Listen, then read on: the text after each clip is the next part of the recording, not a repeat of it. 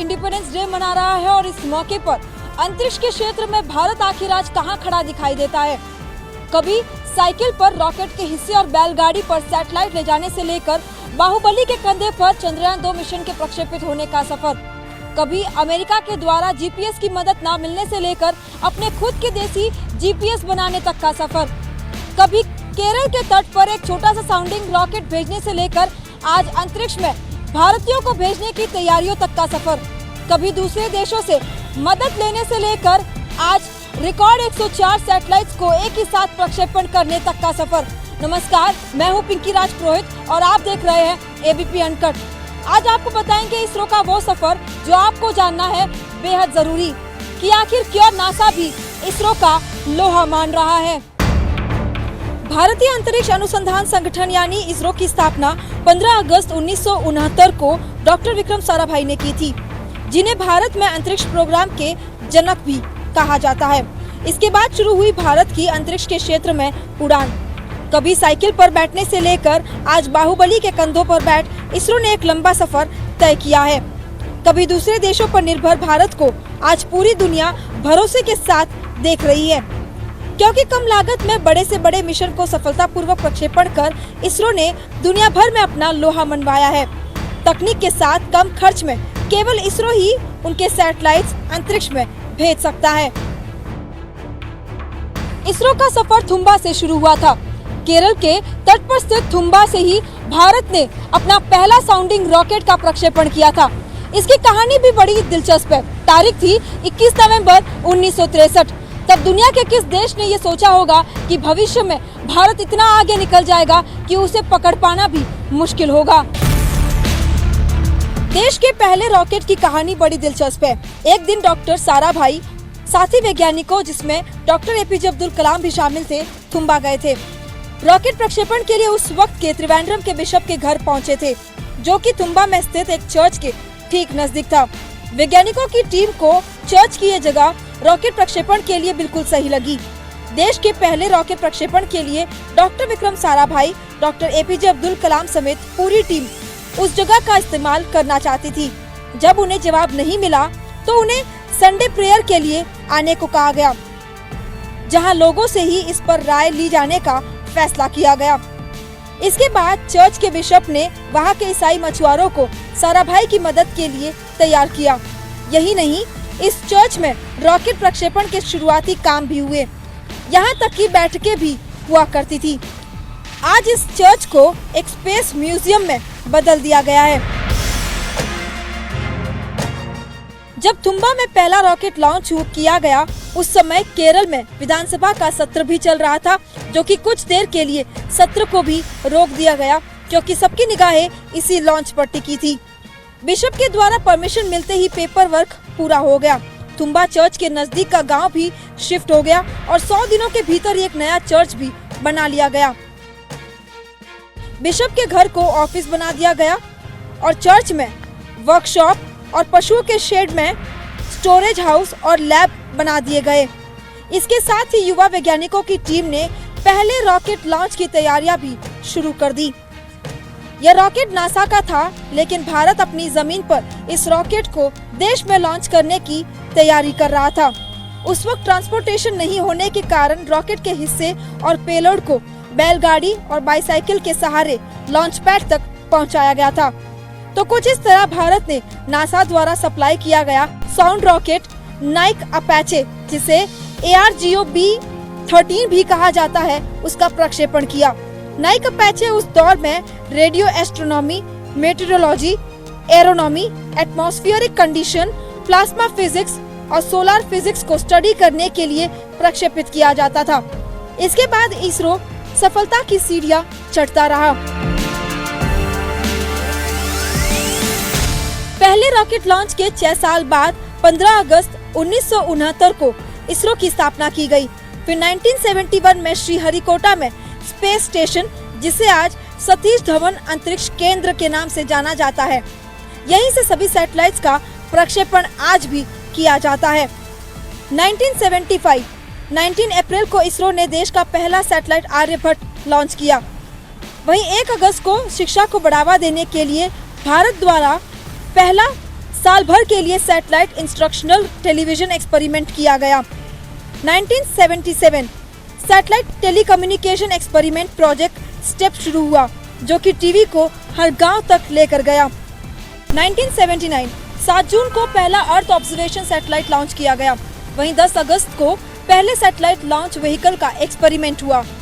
1980 18 जुलाई को देश के वैज्ञानिकों ने पहला स्वदेशी उपग्रह SLV-3 को लॉन्च किया था। इस प्रोजेक्ट के डायरेक्टर पूर्व राष्ट्रपति श्री डॉक्टर APJ अब्दुल कलाम थे।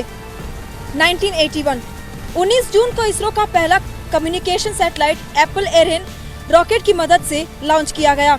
1982 10 अप्रैल को भारत ने कम्युनिकेशन, ब्रॉडकास्टिंग और मौसम की जानकारी के लिए INSAT-1A को लॉन्च किया। 1987 24 मार्च को इसरो ने SLV से बेहतर एडवांस SLV लॉन्च किया। 1988 भारत का पहला रिमोट सेंसिंग जासूसी उपग्रह लॉन्च किया गया, जिसका नाम IRS-1A था। 1993 20 सितंबर को इसरो ने अपने पहले डेवलपमेंटल PSLV को लॉन्च किया।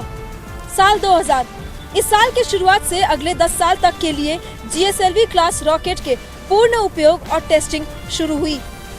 2001 GSLV ने GSAT-1 को ऑर्बिट में पहुंचाया।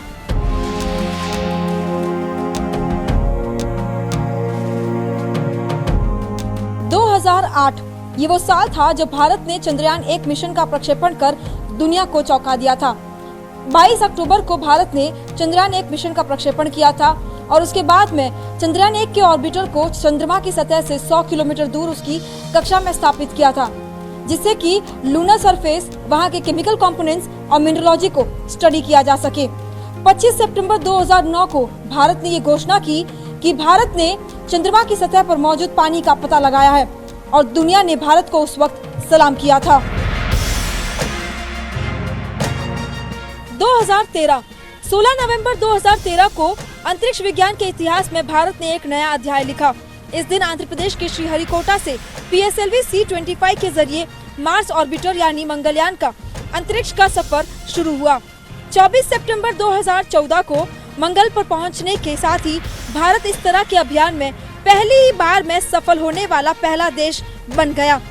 इस मिशन के साथ ही भारत ने दुनिया को दिखा दिया कि किस तरह से कम लागत में ही भारत बड़े से बड़े मिशन को कामयाब करने में सक्षम है।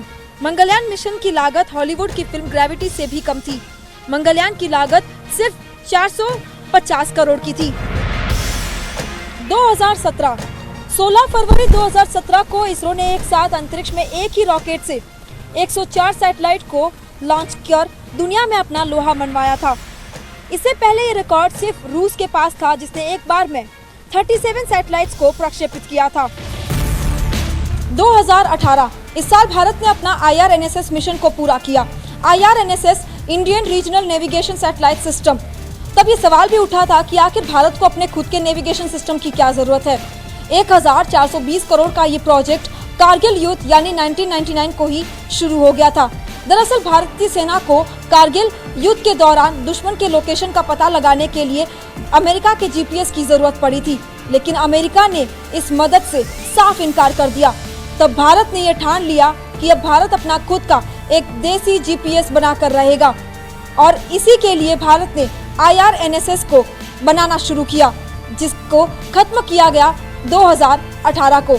अब तक दुनिया के चुनिंदा देशों के पास ये अपना खुद का नेविगेशन सिस्टम है, जिसमें रूस के पास ग्लोनास, यूरोपीय संघ के पास गैलीलियो, अमेरिका के पास अपना खुद का ग्लोबल पोजिशनिंग सिस्टम यानी GPS और चीन के पास बेडो, और उसके बाद भारत ने अपना IRNSS को बनाया। जापान भी अपना खुद का navigation system quasi zenith satellite system बना रहा है। यानी IRNSS को बनाने के साथ ही भारत उन चुनिंदा 5 देशों में शामिल हो गया जिनके पास अपना खुद का नेविगेशन सिस्टम है। 2018 में ही GSLV Mark 3 को ऑपरेशनल घोषित किया गया। इसी का नाम बाहुबली रखा गया, जिस पर सवार होकर 2019 में चंद्रयान-2 ने उड़ान भरी थी। 22 जुलाई 2019 को चंद्रयान-2 लॉन्च किया गया, जो 7 सितंबर को चंद्रमा की सतह पर पहुंचा। हालांकि चंद्रयान-2 मिशन की सॉफ्ट लैंडिंग सही से नहीं हो पाई थी। लैंडर विक्रम के साथ संपर्क टूट गया था, लेकिन हाल ही में लैंडर और रोवर प्रज्ञान के बीच में कुछ ट्रैक मिले हैं, जो ये सबूत देते हैं कि रफ लैंडिंग होने के बावजूद रोवर लैंडर से उतरा था और कुछ मीटर तक चला भी था। भारत मिलिट्री सैटेलाइट्स पर भी खासा ध्यान दे रहा है। दुश्मन की जमीन पर भारत के खिलाफ हो रही हर साजिश और गतिविधि पर नजर रखने के लिए ही इन सैटेलाइट्स का प्रक्षेपण किया जा रहा है।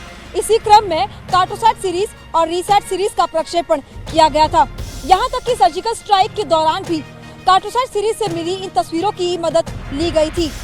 आने वाले दिनों में मिलिट्री इंटेलिजेंस को और भी ज्यादा मजबूत करने के लिए इसरो कई और उपग्रह को प्रक्षेपित करने जा रहा है, ताकि स्पेस में तीसरी आंख बनकर दुश्मन की जमीन पर नजर रखी जा सके। इतना ही नहीं, भारत आदित्य L1 मिशन के जरिए सूर्य के उस हिस्से पर पहुंचने जा रहा है जहां पर दुनिया का अब तक कोई भी देश नहीं पहुंच पाया।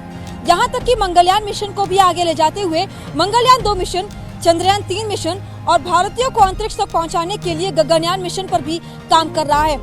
अपने मिशन के अलावा इसरो कमर्शियल लॉन्च पर भी खासा ध्यान दे रहा है। यही कारण है कि अब तक दुनिया के कई देशों के कुल 300 से भी ज्यादा कमर्शियल लॉन्च भी कर चुका है, जिससे इसरो को खासा रेवेन्यू भी मिलता है। और कम लागत में सफलतापूर्वक प्रक्षेपण करने के लिए ही इसरो जाना जाता है। और यही कारण है कि अमेरिका जैसा देश भी आज इसरो की ओर देखता है और इसरो दुनिया भर में अपना लोहा मनवा रहा है।